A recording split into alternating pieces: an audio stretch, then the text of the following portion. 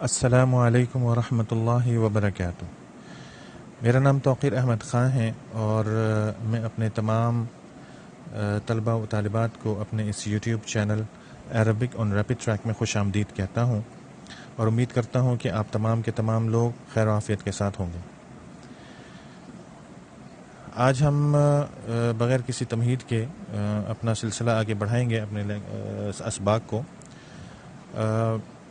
اچھا، اس سے پہلے میں چند گزارشات کر دوں۔ پہلی چیز تو یہ کہ جتنے بھی لیکچرز اب تک اپلوڈ ہو چکے ہیں اور آپ لوگوں نے سنے ہیں، ان میں سے اگر کوئی ایسی بات ہے کہ جو سمجھ میں نہ آ رہی ہو یا اس کے بارے میں تفصیل جاننا چاہیں تو کمنٹ کے ذریعے سے آپ بلا تکلف پوچھ سکتے ہیں۔ آج کا جو سبق ہوگا وہ عربی زبان میں ان کو ضمائر کہا جاتا ہے اور ابھی اردو زبان میں اس کو ضمائر کہا جاتا ہے۔ ضمائر سے مراد پروناؤنز ہیں، جیسے انگلش میں ہی شی وغیرہ ہیں، اردو میں وہ تم میں، تو اسی طرح سے عربی زبان میں بھی ہیں۔ یہ ضمائر ہیں، ضمائر ان کو کہا جاتا ہے اور یہ عربی زبان میں 4-5 قسم کے ضمائر ہیں۔ ہم یہاں پر اپنے اس لیول میں 2 طرح کے ضمائر سیکھیں گے، لیکن اس میں مکمل تفصیل کے ساتھ نہیں سیکھیں گے، چند سیکھیں گے جن کا استعمال زیادہ ہے یا ہمارے لیے عربی زبان میں آگے بڑھنے میں وہ مدد دے سکتے ہیں۔ صرف اتنا ہی ہم کریں گے، جب اگلے لیول میں جائیں گے تو انشاءاللہ اس کی مزید تفصیلات سیکھیں گے۔ تو آج جو ہمارا لیسن ہے وہ چند ضمائر سے متعلق ہے اور ان ضمائر کا تعلق جو ہے یہ وہ ضمائر ہیں جو جملے میں علیحدہ مینشن کیے جاتے ہیں، یعنی یہ کسی ناؤن کے ساتھ، کسی اسم کے ساتھ لگ کے نہیں آتے، مل کے نہیں آتے، بلکہ یہ علیحدہ سے مینشن کیے جاتے ہیں۔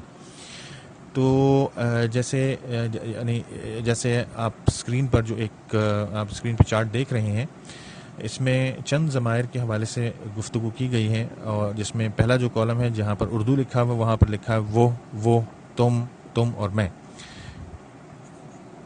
تو جیسے میں نے آپ کو پہلے بھی بتا چکا ہوں کہ عربی زبان میں تقریباً ہر چیز اکثریت میں تقریباً 90 سے 99% جو ہے وہ مذکر مؤنث میں ضمائر ہیں، پروناؤن ہیں، ضمائر ہیں، اسم ہیں، ورب ہیں، تو یعنی یہ تمام کے تمام چیزیں جو ہیں سب کی سب مذکر مؤنث میں تقسیم ہیں۔ تو اسی طرح سے پروناؤن میں بھی عربی زبان کے اندر، یعنی ضمائر میں بھی عربی زبان کے اندر یہ تقسیم ہے کہ وہ کون سے ضمائر ہیں، وہ الفاظ ہیں جو مذکر کے لیے استعمال ہوں گے، وہ کون سے ہیں جو مؤنث کے لیے استعمال ہوں گے۔ چارٹ جو آپ کے سامنے اسکرین پر نظر آ رہے ہیں اس سے بخوبی آپ واقف ہو سکتے ہیں اور آپ دیکھ رہے ہوں گے کہ بالکل کلیئرلی ہر چیز الگ الگ مینشن ہے، الگ الگ مذکور ہے۔ پہلے کالم میں وہ 2 جگہ لکھا ہوا ہے، پھر تم ہے، پھر میں ہے۔ تو وہ کے لیے عربی زبان میں جو پہلی لائن ہے وہ عربی میں ہوا۔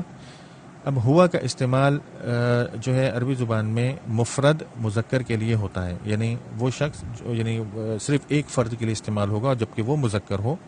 اس کے بعد دوسری لائن میں ہیا ہے، وہ یعنی ہیا، یہ بھی ایک کے لیے استعمال ہوگا، مفرد کے لیے استعمال ہوگا لیکن مؤنث کے لیے۔ اس کے بعد تیسری لائن میں جو جملہ لفظ ہے وہ ہے تم، یعنی انت۔ عام حالت میں جب آپ عرب ماحول میں جاتے ہیں تو اس کو انتا وہ لوگ ادائیگی کرتے ہیں، انتا ادائیگی سے، لیکن اصل میں یہ لفظ ہے انتا۔ اس کا استعمال بھی کس کے لیے ہے؟ مفرد کے لیے ہے، یعنی ایک فرد کے لیے ہے جبکہ وہ مذکر ہو۔ اس کے نیچے چوتھی جو لائن ہے اس میں تم لکھا ہوا ہے انتی۔ تو جب آپ عربی ماحول میں جاتے ہیں تو یہی لفظ جو ہے وہاں پر وہ انتی ہو جاتا ہے، یعنی مذکر کے لیے انتا اور مؤنث کے لیے انتی، لیکن اصل میں جو اس کی ادائیگی ہے وہ ہے انتا انتی۔ تو انتی کا استعمال بھی ایک فرد کے لیے ہے جبکہ وہ مؤنث ہو۔ آخری لائن میں انا لکھا ہوا ہے، یعنی میں، آئی ایم، میں، انا، اس کا استعمال بھی ایک فرد کے لیے ہے جبکہ وہ مذکر اور مؤنث دونوں، یعنی مذکر مؤنث دونوں استعمال کریں گے انا۔ تو یہ عربی کے کچھ ضمائر تھے، پروناؤن تھے۔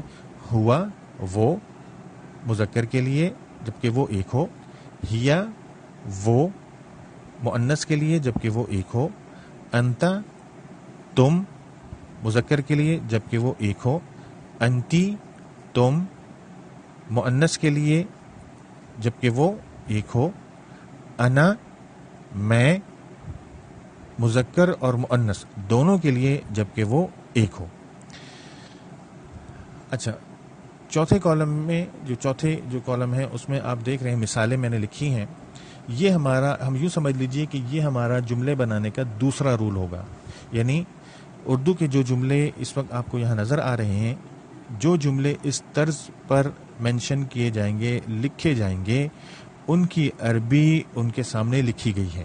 تو یوں سمجھ لیجئے کہ جملے کی ترتیب کا یہ ہمارا دوسرا رول ہے کہ اگر کوئی جملہ عربی زبان میں، وہ ایک طالب علم ہے اس ضمن میں کہ جبکہ وہ اس میں ہم نے پروناؤن کو استعمال کرنا ہو، اس میں اشارہ کو نہیں، جو پچھلے لیسن میں ہم نے بتایا تھا اس میں اشارہ نہیں، جبکہ وہ پروناؤن کو استعمال کرنا ہو. یعنی ان سینس آف انگلش، اگر انگلش کے اعتبار سے دیکھا جائے تو ہی کا استعمال جہاں پر آ رہا ہے، جیسے وہ ایک طالب علم ہم انگلش میں کہتے ہیں ہی از اے اسٹوڈنٹ، ہی کے معنوں میں اگر وہ استعمال میں آ رہا ہے وہ ایک طالب علم ہے، تو اس کا ترجمہ عربی زبان میں بالکل آگے سامنے آپ کو نظر آ رہا ہے اسی جملے کے، ہوا طالب، ہوا طالب.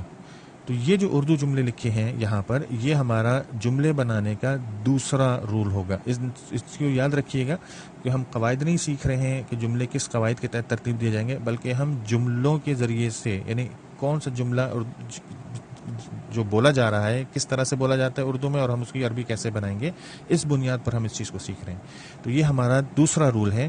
وہ طالب علم ہے یا وہ ایک طالب علم ہے، ہوا طالب. وہ ایک طالبہ ہے یا وہ طالبہ ہے، ہیا طالبہ. تم ایک طالب علم ہو یا تم طالب علم ہو، انتا طالب.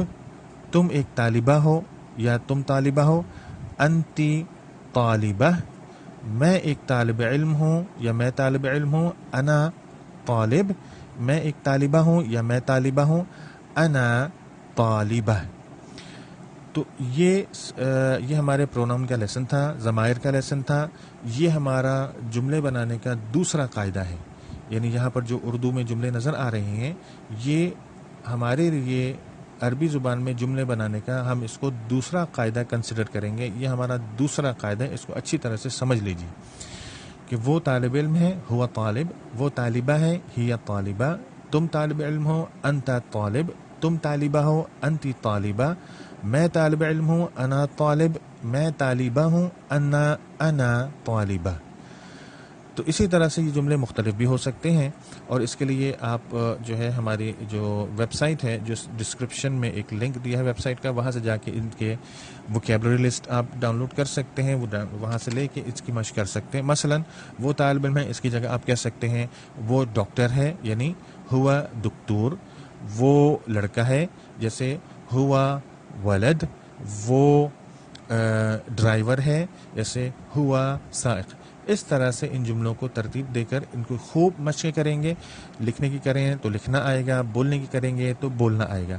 تو اس طرح سے خوب مشقیں کریں، خوب اس کو پڑھیں، خوب ان کی پریکٹس کریں، خوب ان کو لکھیں. تو انشاءاللہ کچھ ہی دن میں آپ کی اس جو ہے نا ان جملے بنانے کی، ان جملوں پر مہارت ہو جائے گی اور آپ جملے بنانے کے قابل ہو جائیں گے. تو یہ جو جملے ہم نے اس سبق میں پڑھے ہیں، یہ ہمارا جملے بنانے کا دوسرا رول تھا. اس سے پہلے سبق میں جہاں اس میں اشارہ تھا، وہاں ہم نے پہلا رول پڑھا تھا، جیسے یہ کتاب ہے، ہاذا کتاب. اس سبق میں ہم نے یہ جملے بنانے کا دوسرا رول پڑھا، وہ طالب علم ہے، ہوا طالب. تو ان اسباق کو اچھی طرح سے سمجھ لیجئے.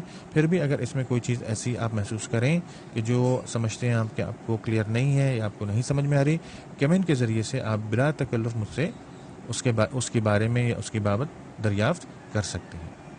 تو اس وقت امید ہے کہ آپ کو میرا یہ لیسن اچھا لگا ہوگا، پسند آیا ہوگا، سمجھ میں آیا ہوگا اور بہت آسان لگا ہوگا. تو ایسی صورت میں آپ کو چاہیے کہ آپ میرے ان لیسنز کو، اس چینل کو سبسکرائب کریں، اس کو آگے فارورڈ کریں، لائک کریں، شیئر کریں، تاکہ دوسرے لوگ بھی اس سے، ان لیسنز کے ذریعے سے عربی سیکھ سکیں اور استفادہ حاصل کر سکیں.